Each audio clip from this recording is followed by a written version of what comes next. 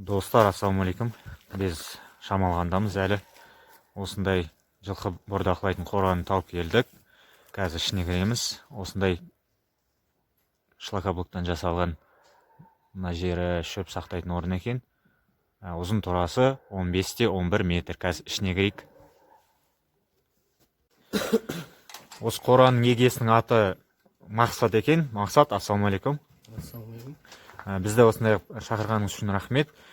Осы жылқылар туралы айтып жіберсеңіз, қандай жылқы байланып жатыр, жастар қаншада дегендей? Жасы 2 жасқа әлі толмаған. Нарынқолдың жылқылары 2 жасар. Осы көктемде 2 жасқа шықты. Қанша бас тұр осы жерде? 14 бас бар. 14 бас тұр екен. Осы қораға келсек, давайте ақыр туралы сөйлесейік. Ақыр сантиметражын айтып жіберсеңіз. Мынау биіктігі 70 сантиметр. Жерден биіктігі 70 сантиметр, бер жағы. Сосын арасы 15 сантиметр. Ақырдың ішіне келетін болсақ, арасы 50 сантиметр. Асты тоже 50 сантиметр. Жылқылардың асты ағаш екен, е? Иә, ағаш. Ары қарай малақ жинайтын орын тағы. Проход 1 метр. Жылқылардың арасы ше, қанша сантиметр осы? 80 сантиметр. 80 сантиметр. Мына Әрбір каждый жылқылардың өз бір-біреуін теппей ме екен осындай? Жоқ, бір-бірін теппейді. 80 сантиметр жетеді, Иә, 80 сантиметр жетеді. Смело жетеді екен. Осындай соқсаңыз болады. Осындай болып жатыр, құрметті көрермен. 1,5 жасар тайлар. Сәл асаулау екен. Қазір қанша уақыт байлап жатқанын, режимін, не жеп жатқанын бәрін сұрап шығамыз. Ақыры от екен. Зор, законный жасалған. Мінекей. Қазір артынан да түсіремін бәрін. Сәл кешек келіп қаппыз. Мінекей. Негізі мына қора екі жақты екен.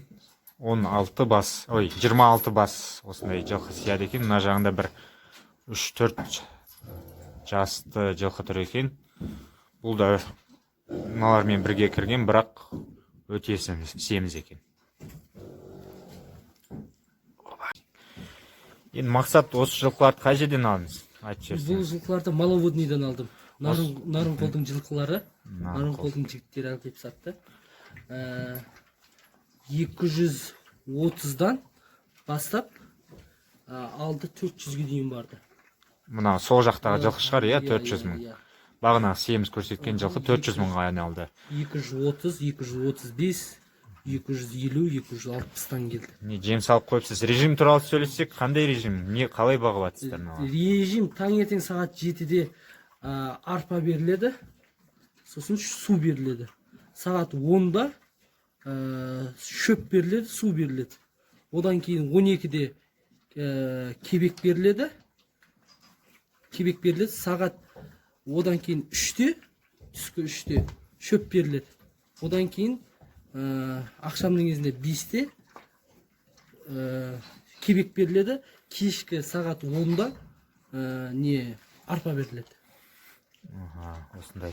Жем, арпа дедіңіз, арпа, жем, шөп, оның бәрін сатып аласыз, е? Сатып аламыз. Оны оптовый бағамен сатып алады екен. Енді граммовкасын түсіндіріп берсеңіз, қанша килограмм бересіз бір басқа? Осы шелекте толдырып, бәріне бірдей осы шелекпен беріледі. 8 литрлік шелек қой дейм, е, осы? 10 литрлік. 10 литрлік шелек. Арпада, кебекте толтырылып беріледі. Ал ана басқа келген кезде 2 шелектеп беріледі. Ана басқа 2 шелектеп беріледі екен. 1,5, арпа 1,5 беріледі.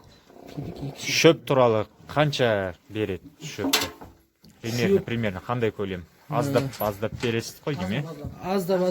Аздап береміз. Рулон. Бір рулонны 5,5-дан түсірдім. Бір рулон бір аптаға жетіп отыр ғой. 14 басқа. 14 басқа бір аптаға бір рулон кетіп отыр.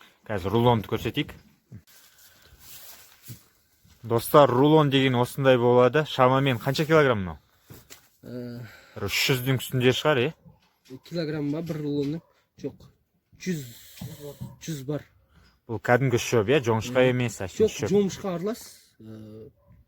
Жоңышқа мен шөп аралас. Жоңышқа мен шөп аралас шөп екен. 5000-нан алдыңыз, 5500-ден алдым. 5500-ден алынған екен сезон кезінде. Қазір 10-ның үстінде. Қазір 2 есе қымбат.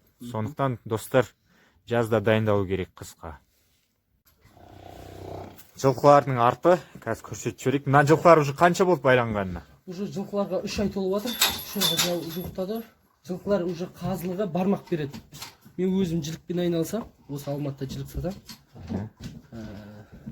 12-ге бөлем каждый 21, 23, 20 килограммдан қалады. Шамамен 20-ның үстінде береді екен. Еті шоколад дейді мақсат бағымыз.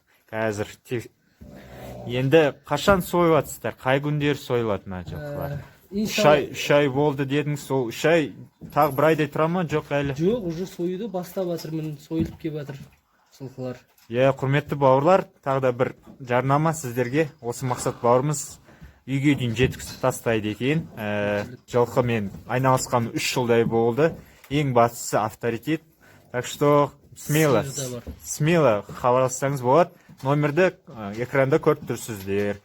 Тағы да мақсат бауырымызда сиыр да бар екен, бірақ өкінішке орай бүгін оны қазірше көрсете алмаймыз. Құдай қаласа келесі видеода шығады. Осы мақсат бауырымыздың қандай пландары бар сұрап кетейік келешекте. Иншалла алдымызға қойған пландар мынау қораны. Бұл қазір аз бас байлағанға адам үлгіре алады мына жылқыларды. Мен келешекке 100 бас, 200 бас жылқы байлайтын, және сол сияқты сиырларға да 100 бас, 200 басқа туырлап план құрып жатырмын. Бұдан ар жағында уже фазендаға қостық қораларды. Дәл сондай қоралар салып жатыр.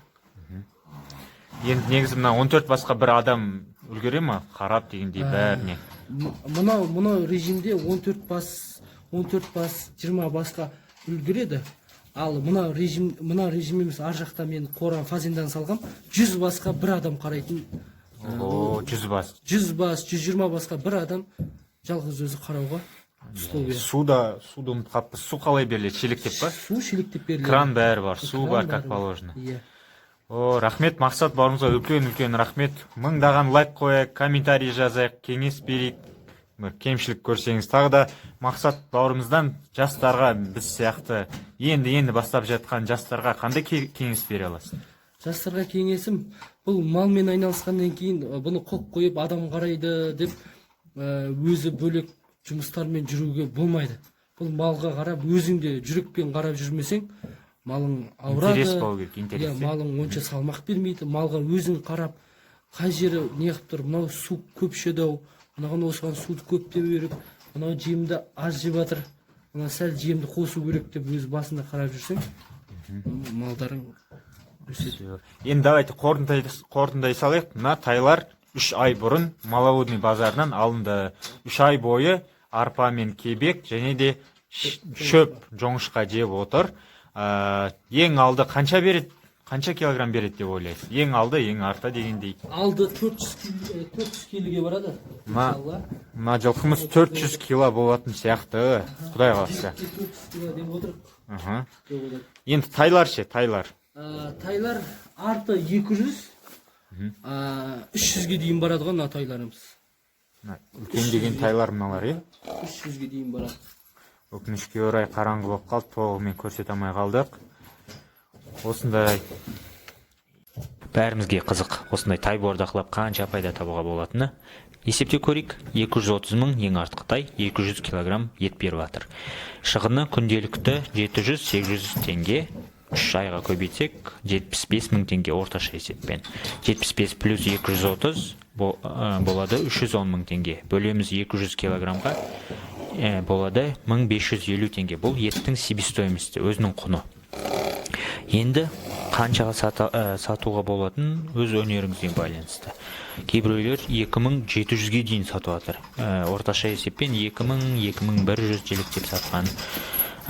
Оптың бағасы 1800. Бәрібір малда береке көп.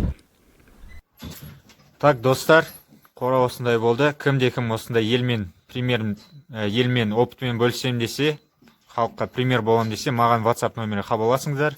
Описаниеда номерімді қалдырам. Мақсат бауырымызға үлкен рахмет. жақында осы жылқылар сойылады екен, еті шоколад, міндетті түрде хабарласыңыздар. WhatsApp номері бар, доставка бар, мінекей визиткасы, Каспий Голды да бар екен. Мінекей жазбаңыздар контактыңызға. Аман болыңыздар, сау болыңыздар, келесі кездескенше. Осы бизнес дейміз ғой, бұл бизнестен бұрын бірінші болып халыққа адалынан қызмет ету ғой. Малдарды, етті, таза өнімді, таза дәмді етті жеген адам саған алғысын айтады, рахметін айтады. Берекесі болады. Берекесі болады. Ал бұл халықты алдап, басқа қылып өтірік еттерді берсең, ол халық ақымақ емес қой, бірден біліп, сенен бір рет алған екен, екінші рет. Бір бүйтіп айтсақ болады, оны менің ағайым айтқан, Ахметбек Нұрсила деген кісі. Бір жақсы клиент 10 жақсы адамды әкеледі. Ал бір сенен наразы болып кеткен, риза болмай кеткен клиент 10 клиентіңді алып кетіп қалады. Дұрыс екен. Оны ұғып алу керек екен, көрермен.